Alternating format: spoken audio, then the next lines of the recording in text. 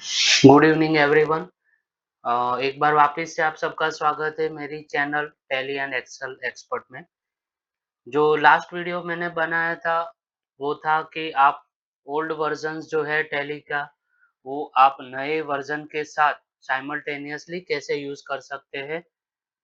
आज का वीडियो जो मैं बनाने जा रहा हूँ वो एकदम बेसिक लेवल है। मैंने लास्ट वीडियो में बताया था कि मैंने 90 डेज का चैलेंज लिया है कि मैं ये चैनल थ्रू जो नीडेड पर्सन्स है उनको मैं टैली सिखाऊंगा 90 डेज में, जो प्रैक्टिकली उनको यूज हो। तो वीडियो को आगे बढ़ाने से पहले मैं सबसे रिक्वेस्ट करूंगा कि मेरी चैनल को सब्सक्राइब कीजिए और ये वीडियो को भी आप लाइक कीजिए और बेल आइकॉन पे क्लिक करें। तो वीडियो चालू कर रहा हूँ तो आप देख सकते हैं कि लाइव से मैं टैली के लाइसेंस वर्जन पे ही काम कर रहा हूँ। तो कंपनी कैसे क्रिएट करते हैं तो आप स्क्रीन पे देख सकते हैं, पहला ही ऑप्शन है क्रिएट कंपनी। कंपनी भी मैं जो क्रिएट कर रहा हूँ वो भी लाइव है, मतलब कोई फेक नहीं कि मैंने एक्स वाई जेड कंपनी बना दी, एबीसी बना दी। जो मेरे रेगुलर क्लाइंट्स है उन्हीं की सब्सिडरी कंपनी उन्होंने क्रिएट करवाई है, उसी से मैं वीडियो स्टार्ट करता हूँ। तो क्रिएट कंपनी में जाएंगे, आप पहला ऑप्शन देख सकते हैं कि कंपनी डेटा पाथ, मतलब आपको कौन से ड्राइव में कौन से फोल्डर में आपको डेटा रखना है वो भी आप यहाँ से सिलेक्ट कर सकते हैं। जैसे मैं आपको बताऊँ, यहाँ से आप सिलेक्ट करें, अगर आपको ये बाय डिफॉल्ट है, जब आप कंपनी टैली क्रिएट करते हैं, इंस्टॉल करते हैं तो ये ऑप्शन आ जाता है। तो अगर आपको ये चेंज करना है तो आप देख सकते हैं यहाँ पे लिखा है सिलेक्ट फ्रॉम ड्राइव। वहाँ से जैसे मेरे पीसी में 2 ड्राइव है सी और डी, मैंने सेलेक्ट किया है डी, और मैं भी प्रेफ़र करूँगा सबको कि आप डेटा दूसरे ड्राइव में रखें, जो सॉफ्टवेयर वगैरह रहता है उससे अलग वाले। इसमें जैसे फ़ोल्डर का नाम है दीपेश, मैंने दीपेश में क्लिक कर दिया। अगर इससे भी आपको आगे नहीं जाना है, मतलब यही फ़ोल्डर पे रखना है, दोबारा क्लिक करेंगे तो आप उसके बाद वाली लाइन में आएँगे, लिखा है कंपनी नेम। कंपनी का नाम है बीएसआर एंटरप्राइज़, और उनके जो प्रोप्राइटर है, प्रोप्राइटर का भी आप नाम लिख सकते हैं, जैसे PROP डॉट, अभी नाम लिखेंगे रिकिता परमार। एड्रेस में रेगुलर जो एड्रेस है वही मैं डाल रहा हूँ।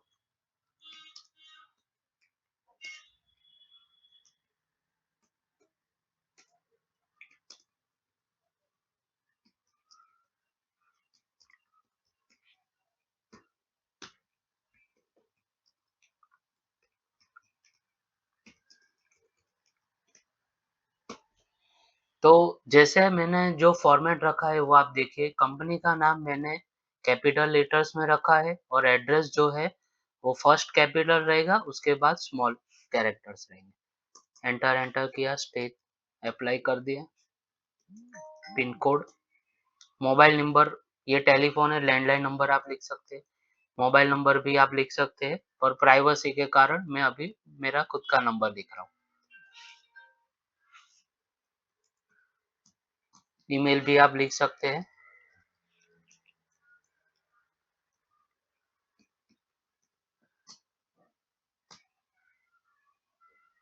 कौन सी तारीख से आपको ये स्टार्ट करना है, जैसे अभी 25-26 ईयर चल रहा है, अगर आपको उसके पहले के साल का लिखना है तो आप यहाँ पे सिलेक्ट कर सकते हैं, 1/4/24 भी लिख सकते हैं, आप कोई भी डेट से स्टार्ट कर सकते हैं। अगर लाइसेंस वर्जन है तो आपको ये कोई भी रैंडम डेट भी आप लिख सकते हैं। अगर आप पायरेटेड वर्जन पे काम कर रहे हैं तो ये आप डेट चेंज नहीं कर पाएंगे, तो ये भी एक बेनिफिट है। सिंबल आप रखना उनको चेंज करना हो तो भी आप कर सकते हैं। आईएनआर मतलब अपना इंडियन रूपी का जो शॉर्ट फॉर्म है वो इन्होंने बाय डिफ़ॉल्ट दिया हुआ है। तो ये क्यों दिया है वो भी मैं आपको बता दूँ। जो टैली सॉफ्टवेयर है वो इंडिया के बाहर भी यूज़ होता है, जैसे दुबई में भी यूज़ होता है, बांग्लादेश हो गया, श्रीलंका हो गया, अफ़गानिस्तान हो गया, पाकिस्तान, इसमें भी ये सॉफ्टवेयर चलता है। तो वहाँ यूज़ करने के लिए इन्होंने ये ऑप्शन दिया है। तो अभी आप देख रहे हैं कि ये डेटा बना रहा है। अभी ये जो आया है, ये और ज़्यादा इन्फॉर्मेशन आपको अगर रखनी है, तो भी आप दे सकते हैं। जैसे कि मेन अकाउंट्स में है इनेबल बिल वाइज़ एंट्री। तो बिल वाइज़ एंट्री क्या है? वो जब मैं आपको ट्रांज़ैक्शंस करना सिखाऊँगा, जैसे सेल्स की एंट्री कैसे करनी है, परचेज़ की, तब ये ऑप्शन काम आएगा। कॉस्ट सेंटर क्या होता है कि जैसे आपने सुना होगा कि कोई कंपनी एक से ज़्यादा टाइप्स की प्रोडक्ट मैन्युफैक्चरिंग करती है, तो उनके कॉस्ट सेंटर रहते हैं। जैसे कि अपने एग्ज़ाम्पल ले लें तो मानो मारुति सुज़ुकी है, तो उनके जो डिविज़न्स होते हैं, जैसे कॉमर्शियल डिवीज़न हो गया, जिसमें अभी वो लोग कैरी वाले एक छोटा हाथी जैसी गाड़ी लाए, तो वो हो गया सीवीडी मतलब कॉमर्शियल व्हीकल डिवीज़न। और जो अपने कार यूज़ करते हैं, वो होता है पर्सनल कार डिवीज़न पीसीडी। तो ऐसे आपको कॉस्ट सेंटर रखने हैं अलग-अलग, दोनों का अकाउंटिंग अलग करना है, तो कॉस्ट सेंटर भी आप यूज़ कर सकते हैं। इसके बाद है इनेबल्ड इंटरेस्ट कैलकुलेशन। ये ऑप्शन क्या है कि जैसे आपने किसी से लोन ली है, जैसे अनसिक्योर्ड लोन ली है, तो आपने देखा होगा कि म्यूचुअली अंडरस्टैंडिंग रहती है कि भई एवरी मंथ मैं आपको 2% इंटरेस्ट दूँगा, 1% इंटरेस्ट दूँगा। तो वो कैलकुलेशन को आपको अगर बाय डिफ़ॉल्ट कैलकुलेट करवानी है, तो ये ऑप्शन भी आएगा। मैं अभी नोट डाउन करके रखता हूँ कि जब मैं आपको जर्नल ट्रांज़ैक्शन सिखाऊँगा कि वो टाइम पे मैं आपको इंटरेस्ट कैलकुलेशन का ऑप्शन भी बताऊँगा। उसके बाद है इन्वेंटरी ऑप्शन। इन्वेंटरी मतलब आपको पता है स्टॉक, कोई कंपनी स्टॉक नहीं रखती है, जैसे रिटेलर्स हो गए या सर्विस प्रोवाइडर हो गए, तो वो लोग इन्वेंटरी नहीं रखते हैं। और जो रेगुलर होलसेलर होते हैं या मैन्युफैक्चरर होते हैं, तो उनको इन्वेंटरी रखना पड़ता है। इनेबल मल्टीपल प्राइस लेवल्स मतलब आप कोई भी, जैसे आपने देखा होगा कि पेट्रोल का भाव अहमदाबाद में अलग है, फिर बड़ौदा सिटी में अलग होगा, अलग सिटी में प्राइस अलग होगा। तो वो प्राइस को अलग-अलग आपको रखने के लिए प्राइस मल्टी लेवल्स रहते हैं। इसके बाद एक इम्पोर्टेंट ऑप्शन आता है बैचेस। आपने सुना होगा कि जैसे फार्मा कंपनीज़ होती है, उनको बैच कॉस्टिंग रखना ज़रूरी होता है। आज उन्होंने मानो कि एक प्रोडक्ट बनाई, तो वो प्रोडक्ट कौन-सी नंबर की बैच से बनी है, उसमें कितना क्वांटिटी है, उसकी एक्सपायरी डेट क्या है, वो सारी चीज़ें इनको रखनी पड़ती है, उनके नॉर्म्स के हिसाब से। तो उसके लिए अगर आप फार्मा कंपनी का अकाउंटिंग लिखते हैं, तो आपको बैच कॉस्टिंग रखना कंपल्सरी है।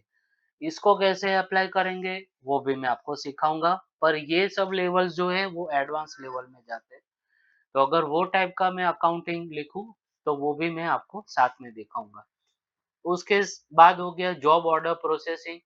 तो जॉब वर्क आपने नाम सुना होगा। जॉब वर्क में क्या होता है कि जो कंपनी होती है, वो कुछ ना कुछ अपना जो प्रोसेस होती है, वो आउटसोर्स करती है, आउटसाइड दे देती है, जो दूसरी कंपनी उसको प्रोसेस करती है। वो करवाने के लिए अगर आप कंपनी से जो भी आपका मटेरियल है, वो आप जॉबर के पास भेजते हैं और वहाँ से फिर रिटर्न आता है, तो वो चीज़ को ट्रैक करने के लिए ऑप्शन आता है जॉब ऑर्डर प्रोसेसिंग। और इसका दूसरा भी ऑप्शन यहाँ पर ही है जॉब कॉस्टिंग, और तीसरा ऑप्शन है कॉस्ट ट्रैकिंग। ये तीनों ऑप्शन साथ में यूज़ होते हैं। डिस्काउंट में क्या होता है कि आप कोई भी प्रोडक्ट में डिस्काउंट देते हैं, एमआरपी पे मानो 10% आपने डिस्काउंट दे दिया, तो वो बाय डिफ़ॉल्ट ही कैलकुलेट कर लेता है, इसके लिए डिस्काउंट का ऑप्शन रहता है। उसके बाद होता है use separate and actual and build quantity column in invoices. तो कभी-कभी क्या होता है कि जो बिलिंग होता है मानो लीटर्स में है, तो 10 लीटर्स पेट्रोल, ऐसा बिलिंग हो गया। पर आपने देखा होगा कि कभी-कभी पेट्रोल जो होता है वो अपने आप एटमॉस में बर्न्ट हो जाता है, कंज़्यूम हो जाता है, तो उसका वेरिएशन आता है, कि जैसे आपने 10 लीटर भेजा पर ट्रांसपोर्ट के में वो हो गया 9.50 लीटर। तो वो चीज़ को ट्रैक करने के लिए इन्होंने ये ऑप्शन दिया है। इसके बाद जो थर्ड मेन ऑप्शन है वो है टैक्सेशन। तो टैक्सेशन में फर्स्ट बेसिक जो होता है वो जीएसटी होता है। अगर आप जीएसटी कंपनी अप्लाई करती है तो जीएसटी आपको करना कंपल्सरी है। तो उसके लिए आपको जैसे आप देख रहे हैं कि मेरे जो क्लाइंट है वो गुजरात बेस है। रेगुलर का मतलब हो गया कि जो रेगुलर जीएसटी रेट के हिसाब से वो कंपनी क्रिएट करते हैं कि वो आईटीसी क्लेम कर सके। तो ये कॉन्सेप्ट हो गया जीएसटी का। तो जब मैं जीएसटी ऊपर वीडियो वीडियो बनाऊँगा, तब मैं आपको इसका ऑप्शन बताऊँगा कि रेगुलर क्या होता है, कंपोज़िशन क्या होता है। उसके बाद आ गया एसएससी ऑफ अदर टेरिटरी, तो उसमें नो ही रखना है। इसके बाद है जीएसटी नंबर, तो जीएसटी नंबर अपने डालेंगे।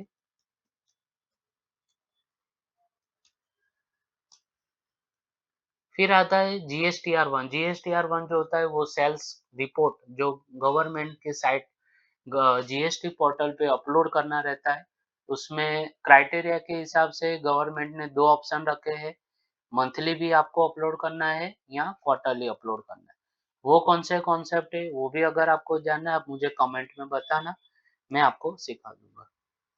जीएसटी के डायरेक्टली अगर आपको कनेक्ट करना है कंपनी, तो जीएसटी पोर्टल के साथ, तो आप इसकी भी डिटेल्स यहाँ पे रख सकते हैं। उसके बाद आ गया ई-इनवॉइस। तो ई-इनवॉइसिंग क्या होता है, मैं इसके नेक्स्ट जो वीडियो बनाऊँगा, उसमें मैं आपको ये कॉन्सेप्ट बताऊँगा कि ई-इनवॉइस क्या है, वो भी मैं आपको लाइव बताऊँगा। जो मेरे दूसरे जो क्लाइंट हैं, जो जिनका ई-इनवॉइस सिस्टम अभी रिसेंटली चालू हो गया है, उसके ऊपर भी मैं आपको बताऊँगा। ये नेक्स्ट वीडियो में आपको दिख जाएगा। उसके बाद है ई-वे बिल। तो आपको पता है ई-वे बिल क्या है।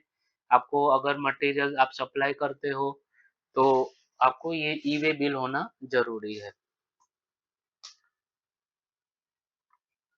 जैसे ही आप एक्सेप्ट करोगे, जीएसटी का जो ऑप्शन था वो मैंने ओके कर दिया। ये उसके बाद आता है TDS, tax deducted at source and tax collected at source. ये कॉन्सेप्ट है इनकम टैक्स का। तो इनकम टैक्स का जब भी मैं वीडियो बनाऊँगा तब मैं आपको ये बताऊँगा। उसके पहले अगर आपको कुछ जानना है तो मुझे कमेंट बॉक्स बॉक्स में लिख सकते हैं। उसके बाद है वेट। आपको ये लगेगा कि टीडीएस जीएसटी आ गया फिर वेट क्यों? तो आपको जानकारी के लिए बता दूँ कि जो पेट्रोल इंडस्ट्री है उसमें अभी भी वैट का ही कॉन्सेप्ट चल रहा है।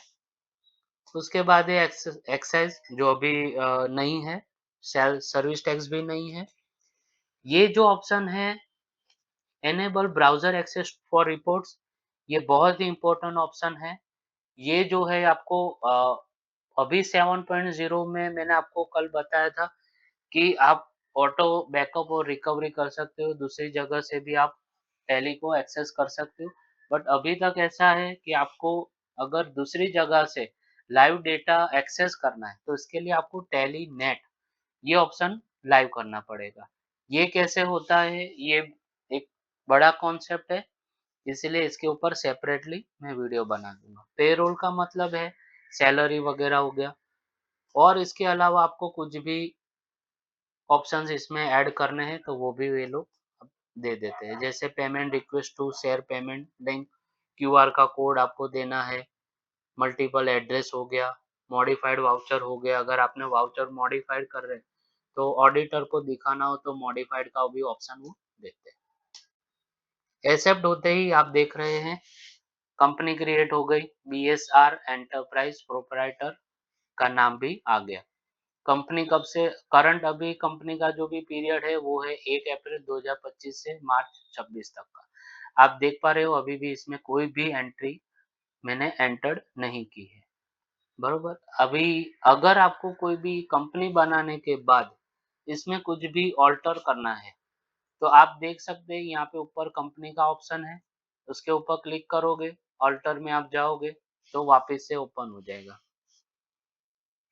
इसके अलावा इसी में कोई एक ऑप्शन ये भी है जैसे कि आप सर्च करते हो, सर्च मतलब कि एक साथ आपने यहाँ पे 2-3 कंपनियाँ खोल रखी है, उसको कोई भी एक कंपनी को आपको बंद करना है, तो आप सर्च का ऑप्शन कर सकते हैं। ये कनेक्ट हो गया जो मैंने बताया टैली डॉट नेट वाला ऑप्शन हो गया। तो ये कंपनी आज क्रिएट हो गई है। तो आई होप कि आपको ये वीडियो अच्छा लगा होगा। इसमें कुछ भी मुझे वीडियो में कुछ भी ऐड करना है या डिलीट करना है, आपको कुछ और भी सजेशन चाहिए, एडवाइस चाहिए तो आप मुझे कमेंट बॉक्स में बता सकते हैं। मैं इसी के साथ अपना वीडियो स्टॉप करता हूँ और आशा करता हूँ कि आपको ये वीडियो अच्छा लगा होगा। आगे कौन-कौन से टॉपिक पे मुझे काम करना चाहिए, वो आप मुझे बताएँगे तो वो बेनिफिशियल रहेगा। Thank you.